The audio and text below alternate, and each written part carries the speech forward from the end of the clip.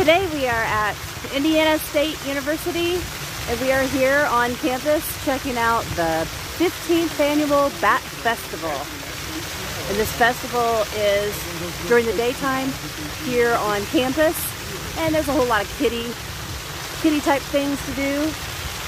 Drawing, learning, a lot of kids things, but also you can see some bats and learn a lot more about bats. And then this evening we're going to head over to Dobbs Park, and that's where it will continue for an evening showcase of bat related stuff. Bat stuff. It's batty. And a cool thing that they can do is their tail. They can vibrate their tail. If they're in foliage, like dead leaves, that kind of thing, it'll make a sound like a rattlesnake sound. And they can actually come up, and you would think that they're a rattlesnake and a strike kind of thing, and they will like make a striking motion, but they don't really bite. They're very calm and gentle for the most part. There, yeah. Yeah. And they're defrosted. I think they're frozen defrosted. And I'll take it on the tongs and kind of wave it a little bit, and then she strikes it and gets it, you know. The other one I just leave there and she'll put it on her own. Is that like full size then, or the thing that she's eating, is that like full size? It's the second. No, it's so you got the pinkies, then the fuzzies, then the hoppers, and then the adults. Okay. Yeah. So it's only Now Cleopatra is said to have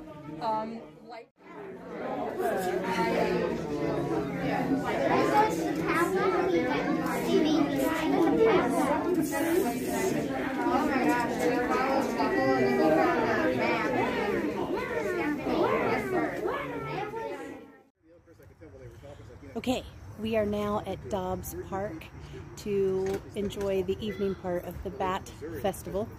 This is Bat Science Night, and they're getting ready to show the live Raptor program. And this says that there will be Mark Booth from Take Flight, and he's going to feature live hawks, falcons, and owls.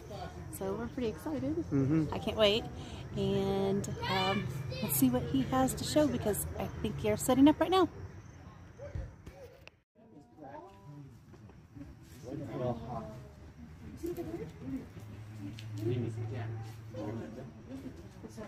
Kill! No, just kidding. This, my friends, is a red-tailed hawk. Her name is Rose, but she doesn't know it. Ooh, ready, aim, fire! Good job. Actually, that wasn't as good as usual. Hawks shoot their poop. And on a good day, she'd go about 6 feet. Yeah. We did a couple of programs at the Bat Fest at the college, and I put the tarp down because she did go 6 feet. Let's talk about poop, shall we? That's a big subject. You'll notice that hawks, well, she didn't, but they normally shoot their poop. Why? Well, hawks make a big stick nest up in a tree. And people think of a nest as a home for birds, right? Home, sweet home. Nope. It's a nursery.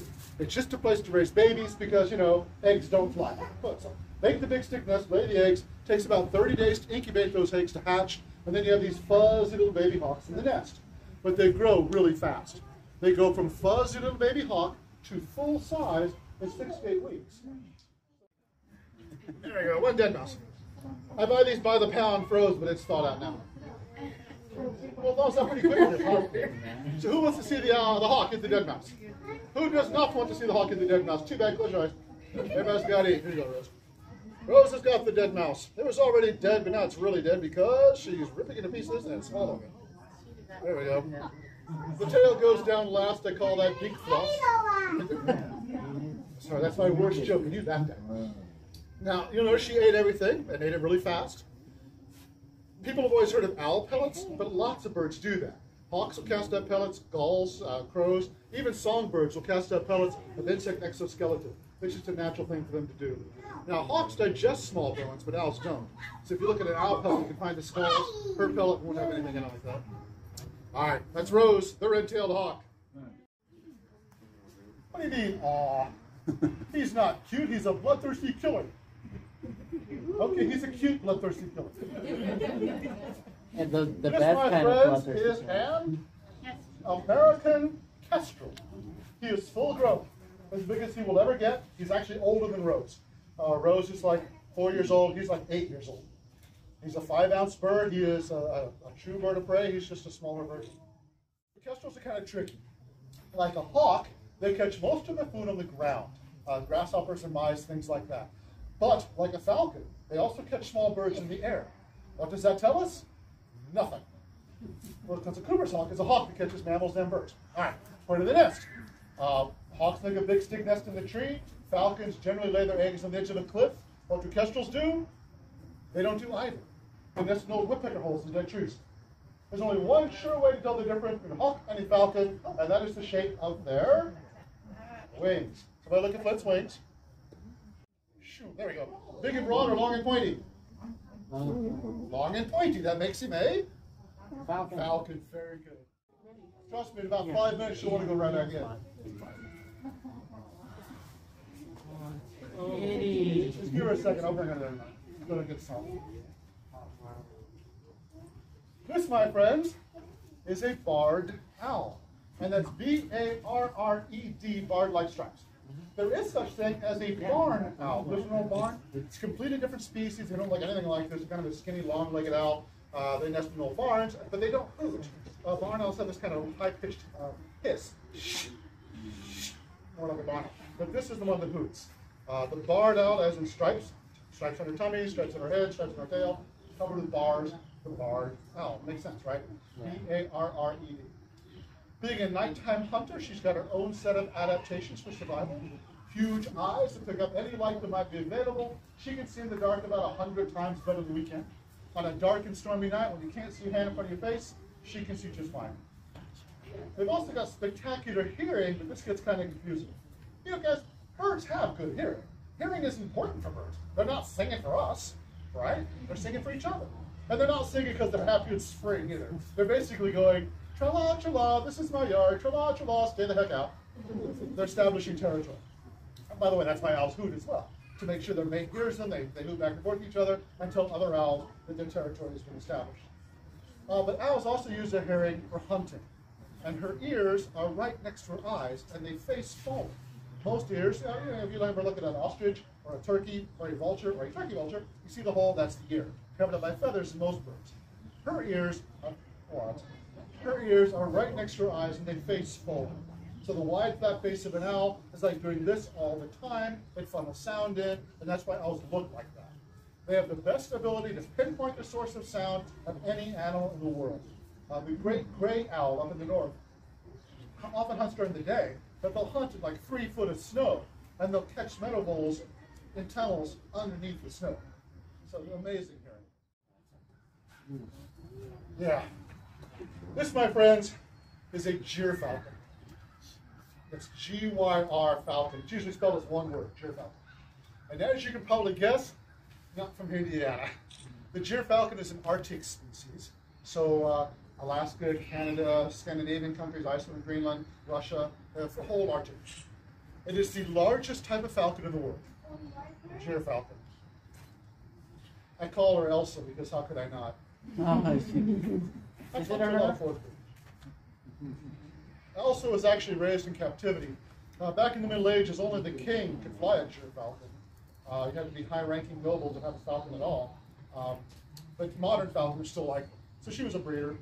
She was raising baby falcons in Iowa, and they only have so many eggs in their life. So when she's about 15, she's out of eggs, and they decided that she could be an education bird, and she came to live with me. I've been reading about falcons and falconry my whole life, and every time I pick her up, I go, oh my gosh, it's a Jeer Falcon. Eating a chicken. That's science. In nature, everything is connected to everything else. That's so huge. And that's why when you meet these beautiful birds, the more we learn about nature, the better off we're going to be. Because no matter what we ever do, we're part of nature too. With that in mind, I'd like to thank you folks for coming. Have a wonderful Bat Fest. I'm going to put her away so she doesn't get too scared. But if you happen to hang out and answer your question, you guys have a great day. Take care, folks.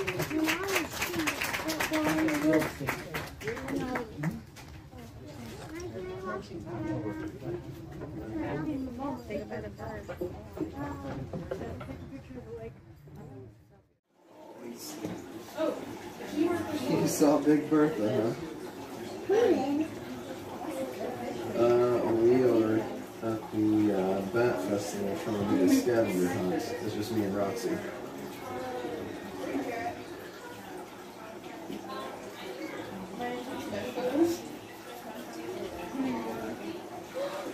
Nice, yeah, we're supposed to be picking up foliage right now. So I told Rox, I said, we have to hurry because we have to go to prairie time after this. So we're trying to find all this. But yeah, no, it's a blast, man. Yeah, the kids are going. Well, today has been a really, really fun day at the Bat Fest. But my favorite part of the Bat Fest was the raptors, the birds. It was really, really, really cool. And of course, we're bird people now, so I like bats too. Got to be at the Free Park. Got to check out Indiana State University. Got to see a bunch of kids having a good old time and playing games. They did a really good job with this festival. Yeah, oh, we'll come back. We got to see some live bats too. That was pretty cool. That was cool. Oh my gosh, that was really... We got to see live bats that weren't in our house. Yeah. So that's a plus. Oh yeah, I do have video of the bats in our house. We gotta have a little problem sometimes. But that's okay. We've never been harmed by one. They were just scared and confused. Alright, well, thanks for watching. Hungry Oceans. We're just so glad you came along, and we'll see you next time. Bye! Bye.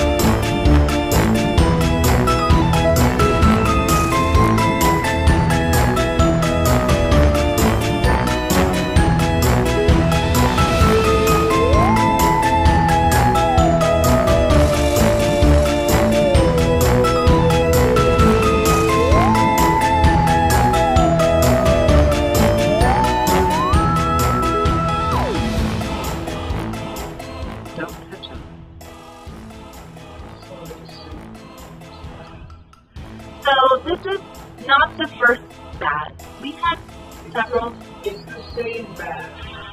The guy that... No, this one seems bigger. They grow. I don't know, but all I'm saying is, why do we have bats in our house? Bats, bats, bats. We have bats hanging on our ceiling. The bat guy said, well, if you put them outside, then they'll just come back. Because they already know the way to come inside. That's why he's bigger. Well, He's growing because he loves it here. I saved his life.